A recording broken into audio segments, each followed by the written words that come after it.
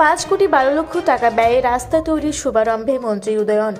আজ উত্তরবঙ্গ উন্নয়ন দপ্তরের অর্থানুকূল্যে 5 কোটি 12 লক্ষ টাকা ব্যয়ে 3 কিলোমিটার রাস্তার শুভারম্ভ করলেন উত্তরবঙ্গ উন্নয়ন মন্ত্রী উদয়ন গুহ। জানা যায়, দিনহাটা 2 নম্বর ব্লকের চৌধুরীয়ার গ্রাম পঞ্চায়েতের অন্তর্গত জায়গির বাড়াবাড়ি থেকে শুরু করে বামুনহাট 1 নম্বর গ্রাম পঞ্চায়েতের কাশিয়াবাড়ি পর্যন্ত ফ্লেভার্স ব্লকের মাধ্যমে তৈরি হবে এই রাস্তাটি।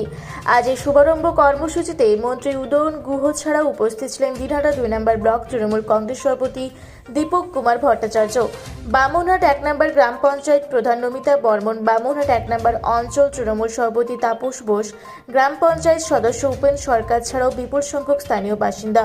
শুভারম্ভ কর্মসূচিতে এসে কি বললেন মন্ত্রী উদয়ন গুহ, আসুন শুনে নেওয়া যাক। রাস্তা খরচ হচ্ছে 5 কোটি 12 লক্ষ টাকা।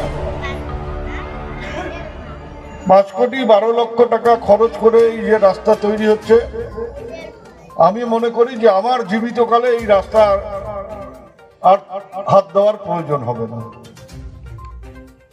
আমি যতদিন বেঁচে থাকবো এই রাস্তাও ততদিন অটুট থাকবে। যদি না আপনারা হাউস করিয়া নিজের বাড়ির সামনে রাস্তাটা একটু ভাঙিয়া দেখি তো কেমন হয়।